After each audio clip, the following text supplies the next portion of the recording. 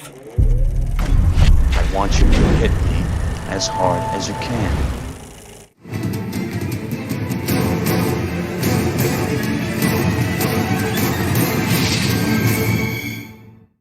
It's that time of year again. The chestnuts are roasting, the eggnog is a-nogging, and some of us are getting ready for a house full of people that will turn this holiday season into a stressful one. So what do you do when you want to get into that merry spirit but also feel a slight bit of homicidal rage at your mother-in-law who just won't shut up? You put on some violent, blood-drenched action films that still capture that Yuletide spirit. While others may embrace the holiday season with hilarious comedy, a hearty drama, a romantic rendezvous, or even Ernest, you can sit back and partake in one or all. We here at Joblo Movie Network deem the top 10 best Christmas action movies of all time. Thanks for watching the Joblo Top 10. If you enjoy our shows, please subscribe to our channel right now. Like this video and click on the bell so you can be notified each time a new video goes up. Now, back to the show. Number 10, on Her Majesty's Secret Service. Yes, there was a James Bond movie that took place at Christmas, and it's a doozy. Arguably the greatest James Bond film of them all, this one stars George Lazenby in his sole outing as 007. Now, I know what you're thinking. How is George Lazenby the star of the greatest Bond movie ever? The fact is, even if his performance is so-so, the film itself is fantastic. And it's the movie where James Bond gets married. So, what does all this have to do with Christmas? Well, Bond visits Blofeld's allergy clinic on Piz Gloria over Christmas holidays in Switzerland and makes his big escape on Christmas Eve. The vibe in the small town of Lauterbrunnen with the song Do You Know How Christmas Trees Are Grown by Nina is the perfect counterpoint to the suspense of Bond being pursued by Blofeld, only to be rescued by Diana Riggs Tracy. He even makes a Christmas Eve proposal to her. What's more Christmas than that? The only reason this isn't higher on the list is due to the fact that only a small chunk of the film is set at Noel. Number 9. Anna and the Apocalypse. Nothing says the holidays like a zombie apocalypse musical. The film, released on November 30th, 2018, follows Anna, a high school student trying to figure out where she fits in the world, only to find that killing zombies with her friends is what she's good at. It was the quote plastered atop the film's poster that first intrigued me. Shaun of the Dead meets La La Land.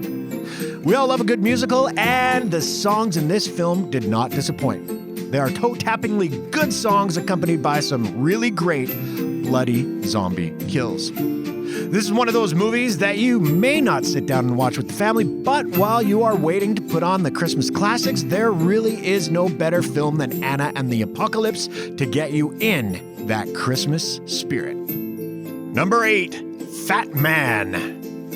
Every year, we are bombarded with a new Christmas movie. Rarely do one of these festive films rise to the level of classic, but in the year 2020, when the world needed it most, a new Christmas classic arrived.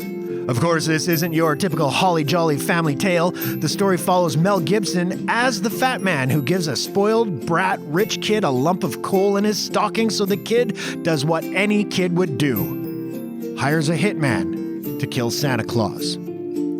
This has all the ingredients of a classic Christmas film: snow, Santa, presents, elves, but adds in guns and murder and the U.S. Army. It's one of the most original movies to come out in quite some time, and seeing Mel Gibson play a Santa Claus that isn't like any we've ever seen before is genius casting. This film portrays him as a down-on-his-luck, grizzled old man, while Walton Goggins' hitman is hot on his trail, not only to fulfill the job he was hired to do, but to get some payback for his own childhood slight from the fat man. If this was one you missed when it came out in 2020, do yourself a favor and buy it. I guarantee it'll make your yearly rotation, as it has mine. Number 7, Batman Returns.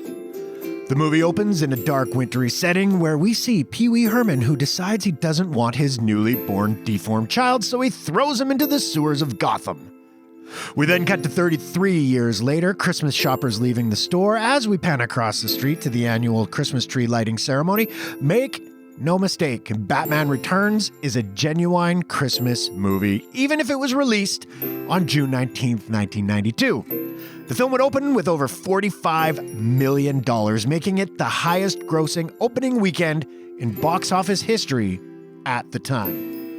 What more can be said? If you're in the mood for some superhero action in a Christmas setting, there really is no other option than Batman Returns. I guess maybe you could throw on Iron Man 3, but I'd argue that one is more a movie with some Christmas settings, not a Christmas movie. Number 6, Reindeer Games. This is one of those movies that's kind of good, kind of not good, but still belongs on your Christmas watch list. The plot, it's fairly simple. A guy's in jail. Cellmate tells guy about a girl he's been writing on the outside. Cellmate gets shanked and dies. Guy gets out of jail and pretends to be dead cellmate to pen pal girl. Pen pal girl has a brother who wants to rob a casino that cellmate used to work at. Pen pal girl isn't who we really thought she was. Casino gets robbed. Twist ending. The end. We've seen this story a million times before. Am I right? But when the lead actors are Ben Affleck, Charlize Theron, and Gary Sinise, you kind of just go along for the ride because they are all really good in it. Plus, it's directed by John Frankenheimer, who you could call the father of the modern action film. This movie kicks off with that Yuletide spirit by panning across several dead Santas. So not exactly the movie you want to watch with your kids on Christmas Eve before reading them the night before Christmas, but as with some of the other movies on this list, Reindeer Games is one of those Christmas movies you watch early in December to get you in the Christmas mood. The setting is dark, there's snow on the ground, the characters are all dressed in sweaters and boots, except for that one scene in the hotel pool, of course. Ocean's 11, this ain't. We are not dealing with suave criminals who are outsmarting casino owners. This is a bunch of low-level crooks looking to score a simple payday by robbing a casino on Christmas Eve.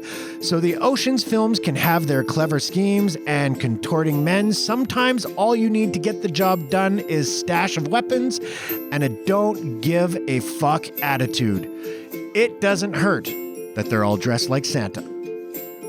Number 5, To Live and Die in L.A. I know what you're thinking. There's no way William Friedkin's seminal 80s neo-noir takes place during Christmas time. Well, you'd be wrong, as the film tracks the action via on-screen dates that make it clear the majority of the film takes place during the week between Christmas and New Year's. There are no decorations anywhere, and no one mentions it's the holidays, which I imagine was a deliberate choice by Friedkin to give the film an even more hopeless, nihilistic vibe, as in the world of the film, even something like Christmas is inconsequential. Fun fact, there's a deleted scene on the DVD that shows some Christmas decorations in the background, but it was cut. Another I can't believe this takes place at Christmas movie is First Blood, although I can't say for sure that it's an actual Christmas movie, as you never really find out when it takes place. It's only vaguely set over the holidays, as you can see decorations in the background. And another Stallone movie, Cobra, which has a similar vibe as you see decorations throughout, but you never really know for sure when it takes place. Number 4, Kiss Kiss Bang Bang. No one loves Christmas movies more than writer Shane Black, and appropriately, the next 3 movies on this list are all written by him and take place over the holidays. This comedy neo-noir mystery was Black's feature directorial debut, and it was star Robert Downey Jr.'s ticket back to the big time after years of cinematic purgatory following some high-profile arrests. This movie, which casts him as a ne'er-do-well crook turned actor turned sleuth Harry Lockhart, proved he still had what it takes to lead a big movie. And not only is it set at Christmas time, but it's even arguably Christmas themed, as it's all about a man's gradual redemption, with Lockhart not only putting his life on the line to solve a mystery, but also finding a surrogate family in some ways. If only this had been spawned into a whole series of films starring Downey Jr. and the great Val Kilmer as his mentor partner Gay Perry, probably Hollywood's first and to this date last openly gay action hero. This movie is a legit Yuletide favorite of ours here at Joblo. Number 3, The Long Kiss Goodnight. This film has gone down as a true Christmas classic, even though it was a box office bomb when it was released on October 11th, 1996. It had the misfortune of coming on the heels of one of the most notorious bombs in box office history, the Geena Davis starring, Rennie Harlan directed Cutthroat Island, and so when people saw the same talent working on this movie, they simply wrote it off. But in the years since its release, the film has gained a massive cult following who all appreciate the perfect blend of Christmas spirit with hard R-rated action. Where else can you see a group of merry carolers with semi-automatic weapons pointed at their heads? And there's a reason Samuel L. Jackson ranks this movie as his all-time favorite movie of his own. And Geena Davis owns this film, playing the sweet, naive, amnesiac wife in Christmas Parade 1 minute and killing bad guys with military-like precision the next. Very few actresses could pull off such a feat, and Davis does it with ease. The film is, of course, written by Shane Black, who was paid a record-setting $4 million for the script from New Line. When you talk about true blue Christmas action movies, this one is undoubtedly in the top 3. Number 2, Lethal Weapon. The original pairing of Riggs and Murtaugh. One is a straight-laced, by-the-book cop who is ready for retirement. The other is an off-the-rails, suicidal cop who marches to the beat of his own drum. This film is, again, from Christmas's #1 fan, Shane Black, and the film would solidify its holiday classic status by staging the first big gunfight at a Christmas tree lot. Nothing gets us in the holiday spirit like some bad guys getting their comeuppance. Of course, as this is an LA-based film, we don't get any snow to give you that cold holiday season feeling, but every so often a Christmas tree and lights will pop up to remind you when the movie was set. The movie ends with a pile of dead bad guys, a nice Christmas meal for Riggs and his new surrogate family, and I'll Be Home for Christmas, playing over the end titles. I'll be home for Christmas. Number 1, Die Hard. The quintessential, is it a Christmas movie or isn't it? Debate can be put to bed once and for all. Die Hard is 100% without question a Christmas movie. The film's opening in the airport baggage claim has an accompanying score with the light touches of Christmassy bells. We then cut to a Christmas party at Nakatomi Towers with a giant Christmas tree. Sure, Holly Gennaro is still working hard, but the Christmas Eve setting is referenced several times within the first 5 minutes alone. But the real Christmas touch comes when John McClane meets Argyle. Nothing says Christmas movie like a Christmas song to open your movie, and the Die Hard music supervisor chose, for my money, one of the best Christmas songs ever made, Christmas in Hollis by Run DMC. As the movie plays, Christmas just becomes ingrained in this tale of bad guys, bad FBI agents, and the one guy who can stop them all. Even John McClane gets in on the holiday spirit when he sends the bad guys a heartfelt Christmas message. 1968 saw 20th Century Fox release the film The Detective with Frank Sinatra, based on the novel of the same name by writer Roderick Thorpe. With that film's success, Fox quickly optioned Thorpe's sequel novel Nothing Lasts Forever before a single word had ever been written. The film's original screenwriter, Jeb Stewart, used several plot points from the novel, but abandoned many others, including keeping the film's lead character as an older, more chiseled police detective. His pitch was simple: Rambo in an office building. And the studio bit, realizing they had a gap in their summer 1988 schedule.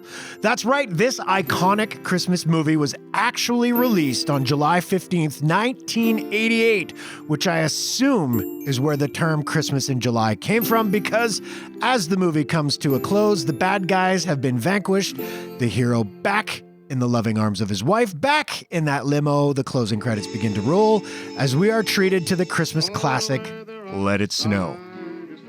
And with that, there could be no other top choice for best Christmas action movie ever made than Die Hard.